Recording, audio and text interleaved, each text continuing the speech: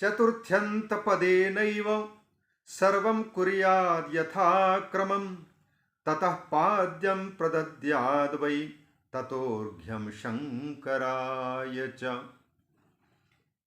भगवान को आसन दिया। आसन देने के बाद अब उनको पाद्य और अर्घ्य देना है। तो अर्घ्य पाद्य देने के लिए मंत्रों का उच्चारण करना है, चाहे नाम मंत्रों का प्रयोग हो, चाहे फिर मूल मंत्र का प्रयोग हो, चाहे फिर वेदोदित मंत्रों का प्रयोग हो। प्रयोग करते समय, उपचार समर्पित करते समय पर जिन भगवान की हम पूजा करते हैं उन भगवान के प्रिय नामों का, उन नामों में से किसी एक नाम को छांट करके और उसके चतुर्थ्यंत बना लेना चाहिए। चतुर्थ्यंत पद तैयार करके, यह तभी हो सकता है जब स्वयं पूजक शास्त्र का अध्येता हो, संस्कृत भाषा का ज्ञाता हो, व्याकरण का अध्ययन किया होगा, तभी तो किसी शब्द के चतुर्थ्यंत रूप की कल्पना कर सकता है। तो चतुर्थ्यंत कल्पना, शिव की पूजा करने तो शिव शब्द की चतुर्थ्यंत रूप है शिवाय। अब इस शिवाय चतुर्थ्यंत रूप के पहले प्रणव मंत्र का उच्चारण और अंत में नमः पद का उच्चारण, ओम शिवाय नमः। इस प्रकार से किसी भी देवता की पूजा के क्रम में यह रखा जाता है।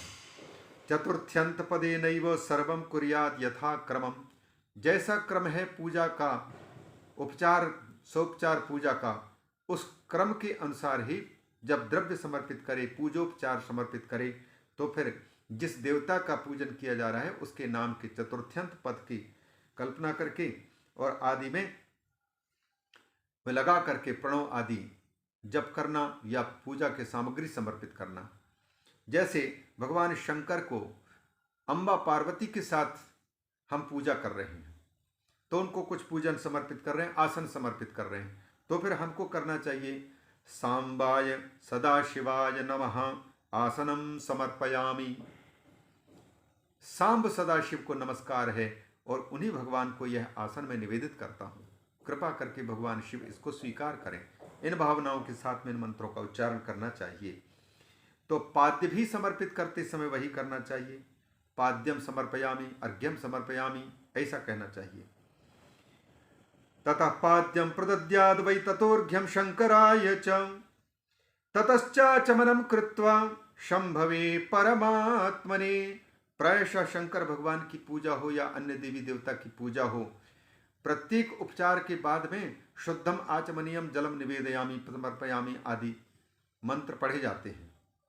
तो इसलिए बीच बीच में आचमन के भी समर्पित किया जाता है। ततश्चाचमनम कृत्वा शंभवे परमात्मने, भगवान शंकर को आचमनम कृत्वा कह रहे हैं तो आचमनम समर्पयित्वा, समर्प्य, यह अर्थ देना चाहिए।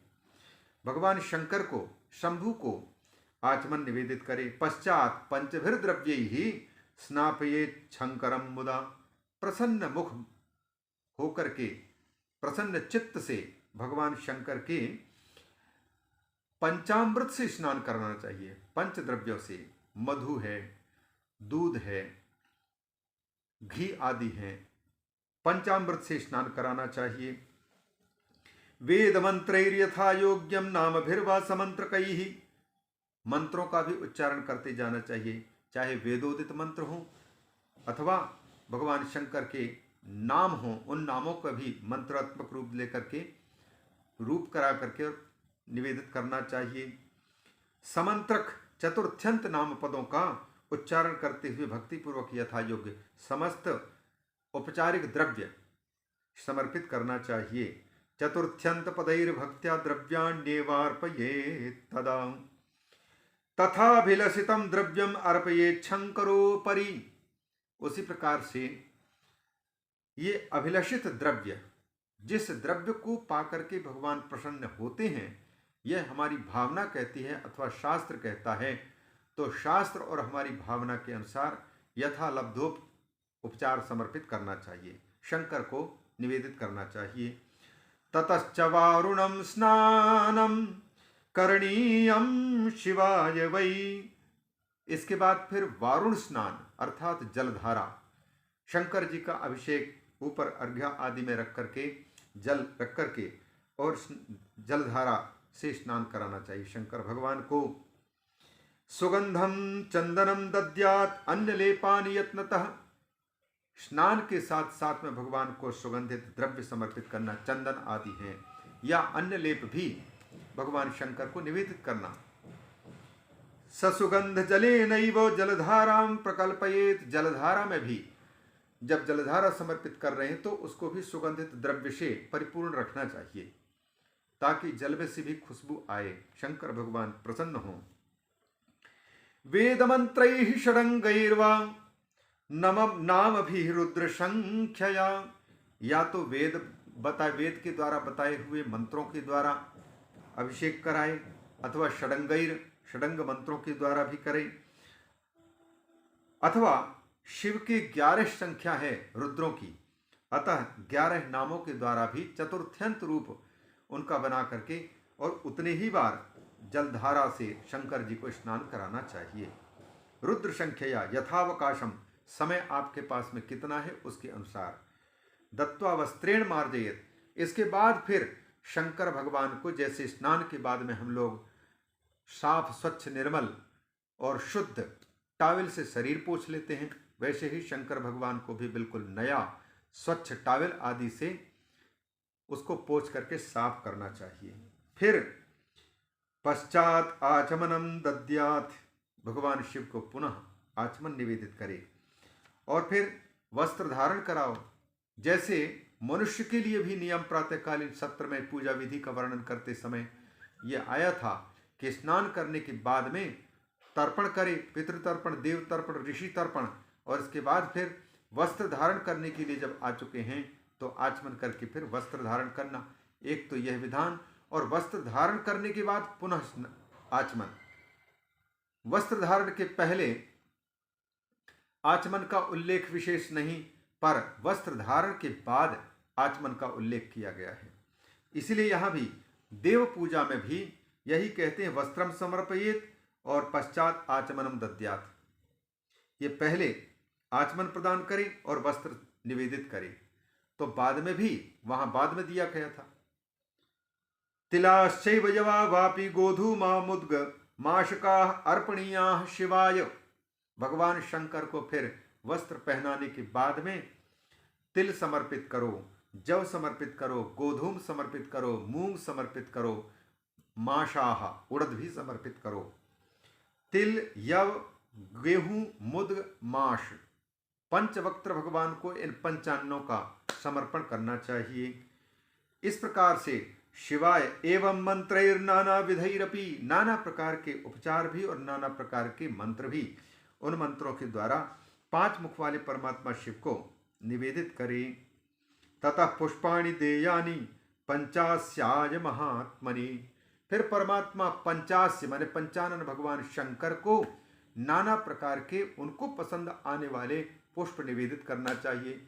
केवड़ा और एक पुष्प और जिसका उल्लेख आने वाला है, चंपकम केतकम चैव, 2 फूलों को छोड़ करके भगवान शंकर को समस्त पुष्प निवेदित किए जा सकते हैं। केतकी की कथा पहले आ चुकी है, भगवान शंकर ने उसे अपनी पूजा में अंगीकार नहीं किया है, निषिद्ध कर रखा है। इसलिए उसी प्रकार से चंपा की भी कोई बात होगी जिस कारण से शिव को नहीं निवेदित करना चाहिए, ऐसी बात आई है।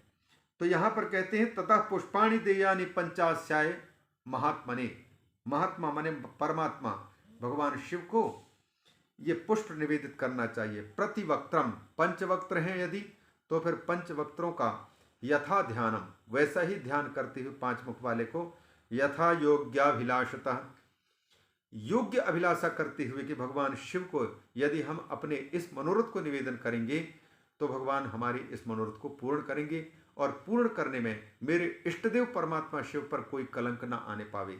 अन्यथा भक्त निवेदन करता है, कह देता मगर महाराज हे भगवान अमुक व्यक्ति के साथ में मेरी शत्रुता है, उसका नाश हो जाए, तो ऐसी अभिलाषा नहीं करनी चाहिए। भगवान शिव जैसे सबका कल्याण करते हैं वैसे सबके कल्याण करने का विचार शिव भक्त को रखना चाहिए। आभिचारिक मंत्रों का प्रयोग तो व्यक्ति तब करता है जब उसके प्राणों पर संकट उपस्थित हो पड़ा हो, तब निवेदित करता है। बचाव के लिए, रक्षा के लिए, न कि किसी को समाप्त करने के उद्देश्य से। प्रतिवक्त्रम यथा ध्यानम यथा योग्याभिलाषतः, क्या क्या निवेदन करना है भगवान को फूलों में? कमलैः शतपत्रैश्च, शतपत्र कमल शंख पुष्प, परैस् तथा उसी प्रकार से अन्य भी श्रेष्ठ श्रेष्ठ फूल, कुशपुष्पैः धतूरैः मंदारैः द्रोण संभवैः, कुशपुष्प धतूरा के फूल, मंदार अकवन के फूल या धतूरा भी स्वयं समर्पण किया जा सकता है, द्रोण पुष्प गूमा जिसको बोलते हैं, तथा च तुलसी पत्रैः, उसी प्रकार से भगवान विष्णु की सेवा में निवेदित की जाने वाली जो तुलसी है, उस तुलसी के पत्र से भी भगवान शंकर की पूजा किया जाता है, पूजा की जा सकती है। और भगवान शंकर को सबसे अधिक प्रिय है और भक्त लोग ज़्यादा समर्पित करते हैं, वो है बिल्वपत्र। बिल्वपत्रैः विशेषतः, विशेष पूजा करनी है तो बिल्वपत्र से, लेकिन पूजा में भक्ति का होना आवश्यक है, दिखावा का नहीं।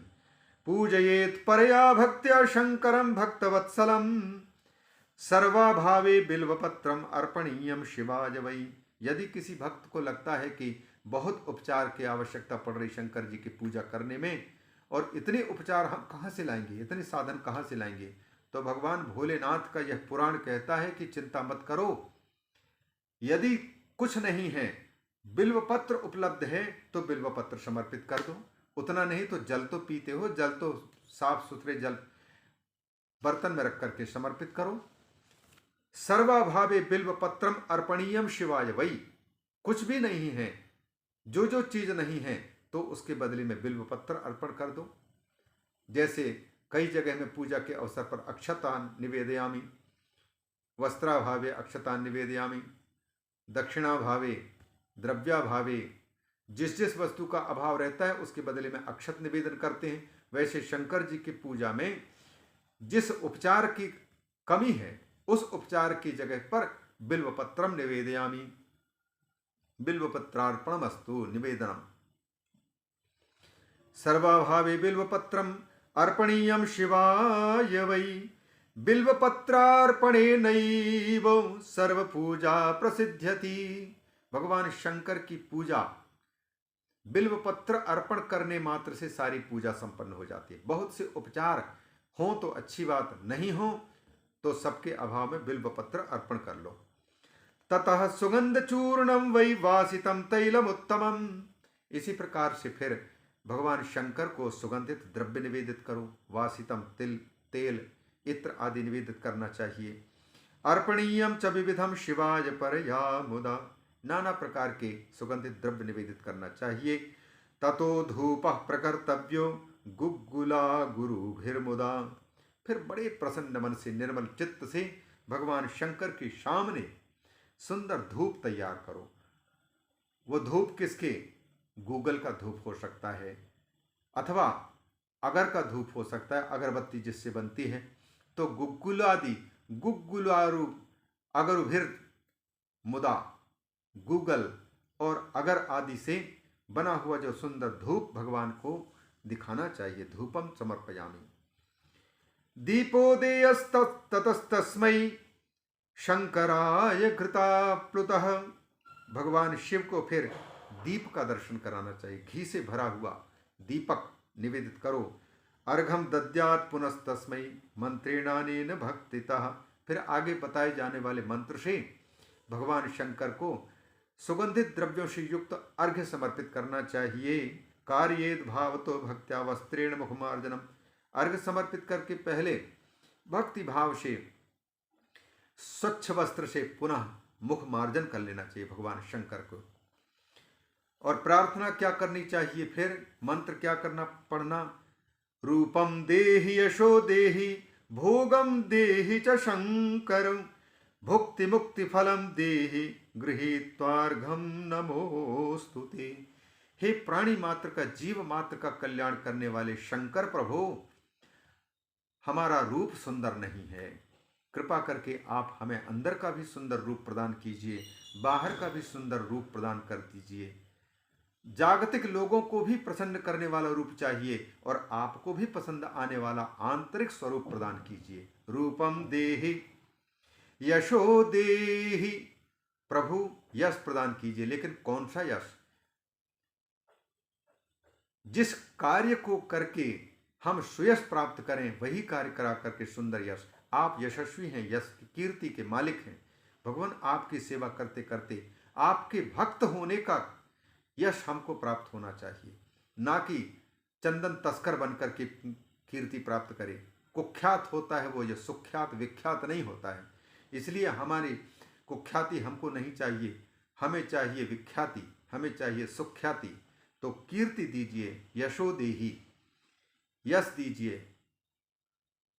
भोगम देहि च शंकर, और ऐसा भोग हमको दीजिए जिस भोग को भोग करके हम भोग के कारण नष्ट ना हो, हमारा पतन ना हो, बल्कि जिस भोग को भोग करके आपके चरण कमलों की प्रीति उत्पन्न हो जाए और भोग से विरति भी उत्पन्न हो जाए और आपकी भक्ति प्राप्त हो जाए। भोग वही उत्तम है जिस भोग को भोगने के बाद व्यक्ति भगवान के प्रति भक्त बन जाए, भगवान की भक्ति जिसको मिल जाए। तो इसलिए भोग, ऐसे भोग की याचना, अन्यथा इन भोगों की याचना करने की क्या आवश्यकता है भगवान के भक्त को। भुक्ति मुक्ति फलम, भोग ही नहीं मुक्ति भी प्रदान करते हैं भगवान। तो इसलिए मुक्ति की भी प्रार्थना, भुक्ति की भी प्रार्थना। रावण को जब सोने के लंका दे सकते हैं, कुबेर को जब वो नवनिधियों के मालिक बना सकते हैं, तो फिर मुझ दीन के प्रार्थना को वो क्यों पूरी नहीं कर सकते। इस विश्वास के साथ भगवान शिव से ये सब रूप मांगना, कीर्ति मांगना, भोग मांगना, मोक्ष मांगना, जिनसे हमारा भी उद्धार हो, हमारे परिवार का भी उद्धार हो, भगवान शिव को प्रसन्नता हो और शिव भक्तों की कीर्ति में हम कलंकित न ठहरें। ततो देयम शिवायैव, तो भगवान शंकर को अर्घ्य समर्पित करते समय ये कहना चाहिए कि हे भोलेनाथ शंकर, आप कृपा करके मुझ दीन के इस अर्घ्य को स्वीकार कर लीजिए और फिर आपके प्रसाद रूप में हमको सुंदर रूप प्रदान कीजिए, अंदर और बाहर का भी रूप, सुंदर कीर्ति प्रदान कीजिए। वह कीर्ति जिस कीर्ति को युग युग के लोग स्मरण करके पवित्र होते रहें। वह भोग प्रदान कीजिए जिस भोग को भोग करके हम पतन के रास्ते पर न जाएं, बल्कि आपके चरण कमलों के धाम तक पहुंच सकें हम। मुक्ति प्रदान कीजिए। ततो देयम शिवायैव नैवेद्यम विविधम शुभम, इसके बाद फिर भगवान को नैवेद्य लगाना चाहिए, भोग लगाना चाहिए, सुंदर नैवेद्य शंकर भगवान को लगाना चाहिए। विविधम शुभम, शुभ भी हो और कई प्रकार के भोग लगाना चाहिए। आगे की पूजा विधि का क्रम अगले भाग पर श्रवण करें। ओम नमः शिवाय।